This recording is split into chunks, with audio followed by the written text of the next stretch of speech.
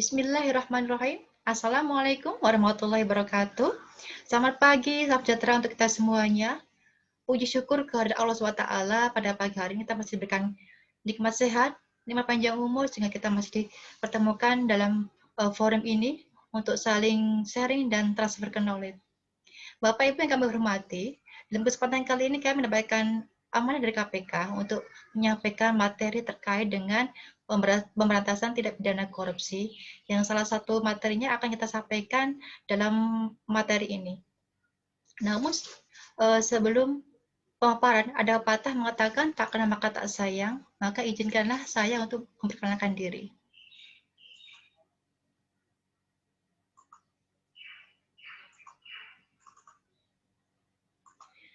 Perkenalkan, nama saya Indrani Wulandari.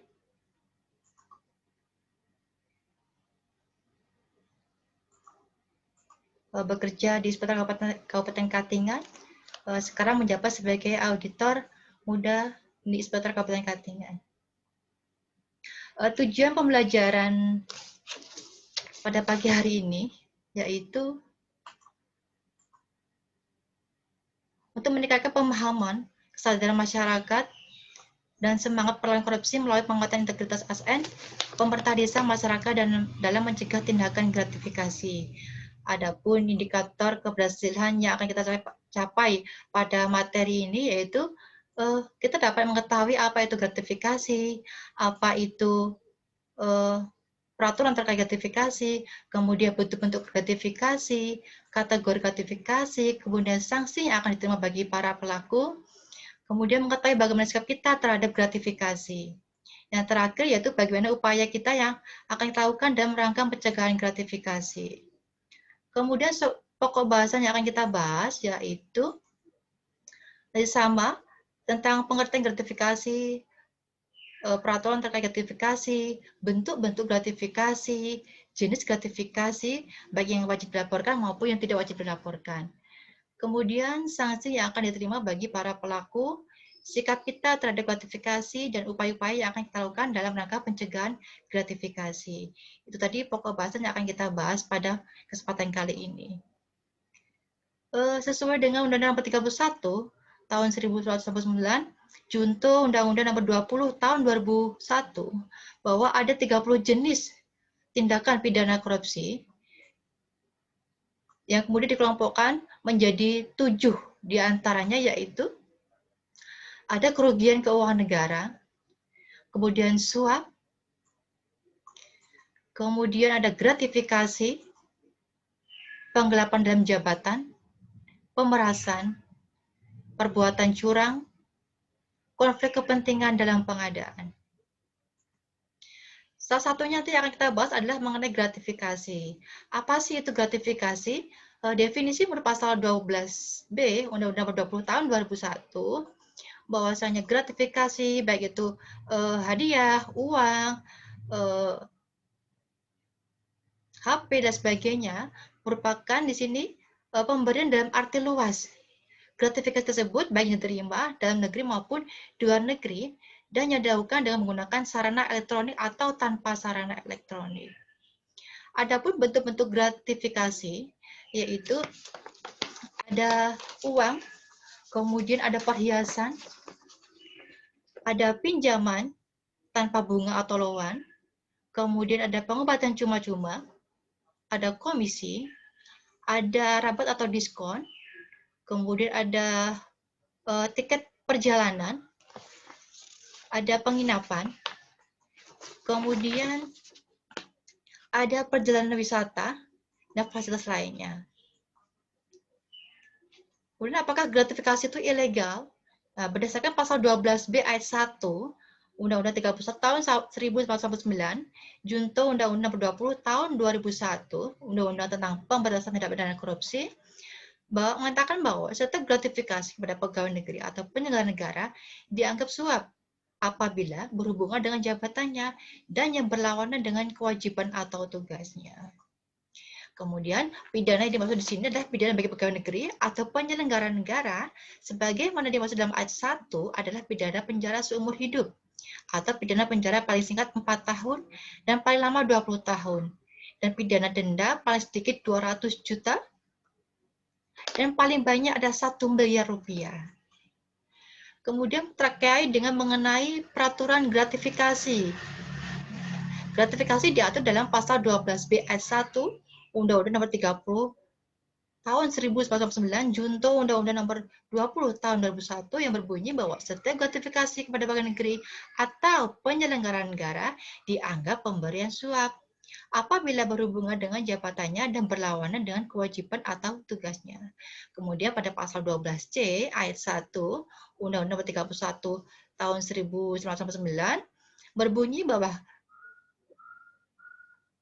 sebagaimana dimaksud dalam pasal 12B, ayat 1 tidak berlaku jika penerima melaporkan gratifikasi yang diterimanya kepada KPK. Nah, penjelasan menggunakan pasal 12B ayat 1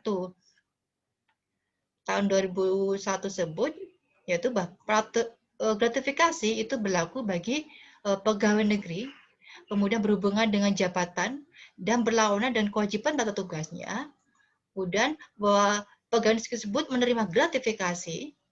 Kemudian sanksi tersebut akan diterima apabila penerima gratifikasi tidak dilaporkan kepada KPK dalam jangka waktu 30 hari kerja sejak diterimanya gratifikasi.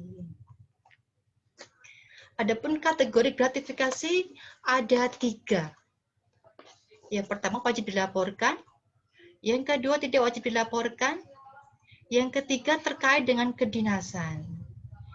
Gratifikasi yang wajib dilaporkan yang pertama terkait dengan pemberian layanan pada masyarakat, terkait dengan tugas dalam proses penyusunan anggaran, terkait dengan tugas dalam proses pemeriksaan, audit, monitoring, dan evaluasi, kemudian terkait dengan pelaksanaan perjalanan dinas, kemudian terkait dengan ungkapan terima kasih sebelum, baik selama atau selama proses pengadaan barang dan jasa, dan lain sebagainya. Kemudian gratifikasi yang wajib dilaporkan,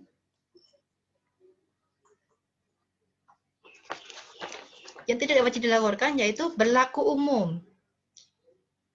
Kriterianya yaitu suatu kondisi pemberian yang diperlakukan sama dalam hal jenis, bentuk, persyaratan, atau nilai untuk semua peserta dan memenuhi prinsip kewajaran atau kepatutan. Kemudian kriteria yang kedua yaitu tidak bertentangan dengan peraturan perundang-undangan yang berlaku.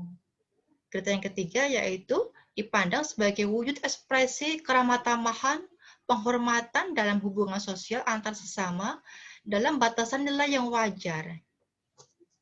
Yang keempat merupakan bentuk pemberian yang berada dalam ranah adat istiadat, kebiasaan, dan norma yang hidup di masyarakat dalam batasan nilai yang wajar.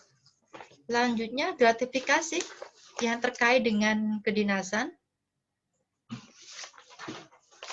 yaitu diperoleh secara sah dalam pelaksanaan tugas resmi. Kemudian diberikan secara terbuka dalam rangkaian acara kedinasan. Pengertian terbuka di sini dapat dimaknai yaitu cara pemberian yang terbuka yaitu disaksikan atau diberikan di hadapan para peserta yang lain atau adanya tanda terima atas pemberian yang diberikan. Berlaku umum yaitu suatu kondisi pemberian yang dilakukan sama dalam hal jenis, bentuk, persyaratan, atau nilai yang mengacu pada standar biaya umum untuk semua peserta dan memenuhi prinsip kewajaran atau kepatutan. Kemudian, bagaimana sikap kita terhadap gratifikasi? Yang perlu kita lakukan terhadap gratifikasi, yaitu yang pertama adalah menolak. Menolak gratifikasi dalam bentuk apapun, baik itu uang, barang, perhiasan, dan sebagainya. Intinya, kita harus menolak pemberian tersebut. Kemudian, sikap yang kedua yang kita lakukan terhadap gratifikasi, yaitu menerima gratifikasi tersebut dan kemudian melaporkan kepada UPG, Unit Pelayanan Penilaian Gratifikasi, yang kebanyakan ada di kantor inspektorat. Ya. Biasanya di inspektorat ada unit UPG yang kemudian akan ditindaklanjuti kepada KPK.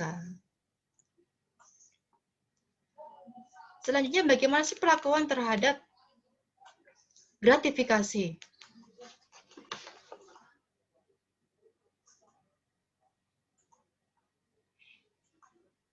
Ada 2 perlakuan terhadap gratifikasi. Yang pertama, kita menolak. Yang kedua, kita menerima. Menolak yaitu gratifikasi yang dianggap suap. gratifikasi yang diberikan secara langsung. Sedangkan gratifikasi yang kita terima itu dalam keadaan tertentu, di mana gratifikasi tersebut diterima secara tidak langsung. Kemudian dalam keadaan yang tidak dapat kita menolaknya. Yang ketiga, kita ragu-ragu dalam mengkualifikasi apakah ini gratifikasi atau bukan. Sehingga itu bisa kita terima. Terkait dengan gratifikasi yang bisa kita terima, itu wajib ada dua. Kita wajib laporkan pada UPG KPK dan tidak wajib dilaporkan. Terkait dengan wajib dilaporkan kepada KPK, terkait dengan milik negara. Milik negara di sini gratifikasi dianggap suap berhubungan dengan jabatan, bertentangan dengan tugas dan kewajiban. Kemudian milik penerima. Ketika menjadi milik penerima, itu terkait dengan tidak berhubungan dengan jabatan dan tidak bertentangan dengan tugas dan kewajiban. Kemudian yang ketiga, itu akan menjadi milik instansi kedinasan. Di sini kriterianya yaitu akan merupakan display instansi, kemudian digunakan sebagai kegiatan operasional, kemudian dapat disalurkan ke tempat sosial, dan digunakan sebagai penunjang kinerja. Sedangkan untuk yang tidak wajib dilaporkan, itu sesuai dengan pedoman pengendalian gratifikasi, Dasar KPK nomor B 1341 tahun 2017 mengenai pedoman dan batasan gratifikasi. Kemudian yang tidak wajib dilaporkan dan keadaan menerima tersebut yaitu terkait kedinasan dan tidak terkait kedinasan. Gratifikasi sebagai akar dari korupsi. Ibarat dengan pohon dengan akar yang menghujam ke tanah dan menyebar kemana-mana, korupsi sudah mengakar dan menjadi budaya yang sudah dihilangkan dan kemudian akan menimbulkan sikap mental pengemis. Yang kedua, secara tidak langsung akan menimbulkan sikap tidak puas terhadap diri sendiri dan hedonisme. Yang ketiga, mengakibatkan dengan adanya tadi kita bermental pengemis, ya tadi ya, akhirnya menghalalkan segala cara agar dapat memuaskan dirinya, memperkaya diri sendiri, orang lain maupun korporasi, walaupun harus menyalahgunakan wewenang. Kemudian bagaimana sih upaya dalam pencegahan gratifikasi? Upaya yang kita lakukan dalam pencegahan gratifikasi, yang pertama yaitu integriti. Kita harus merubah diri kita menjadi pribadi yang berintegritas, yang jujur, yang amanah. Kemudian yang kedua adalah penguatan iman. Di sini kita berusaha untuk meningkatkan ketakwaan kita kepada Tuhan Maha Esa, menjalankan apa yang diperintahnya. Ya. Kemudian yang ketiga yaitu komitmen. Kita mulai berkomitmen pada diri kita sendiri untuk tidak melakukan gratifikasi kepada siapapun. Kemudian yang keempat, kita belajar untuk membudayakan menolak anti gratifikasi. Itu kita mulai dari diri sendiri, kemudian dari keluarga kita, dari masyarakat, dari lingkungan kerja, dan organisasi. Sebelum saya akhiri itu tadi paparan materi mengenai gratifikasi. Sebelum saya akhiri pemaparan materi pada pagi hari ini, ada quote motivasional bagi Bapak dan Ibu semuanya. Belajarlah mengucap syukur dari hal-hal yang baik di hidupmu. Belajarlah menjadi kuat dari hal-hal buruk di hidupmu. Kehidupan ini mudah rusak. Itu sebabnya kita harus selalu memperbaiki diri, meningkatkan kemampuan, berfokus pada yang baik-baik saja. Masalah tidak dihadirkan padamu untuk menghancurkanmu.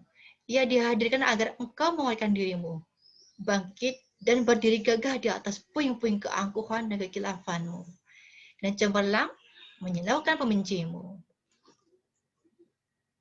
Demikian paparan yang dapat kami sampaikan, Bapak Ibu semuanya. Semoga dapat bermanfaat untuk Bapak Ibu semuanya. Saya akhiri pemaparan pada pagi hari ini Billahi taufiq wal hidayah. Wassalamualaikum warahmatullahi wabarakatuh.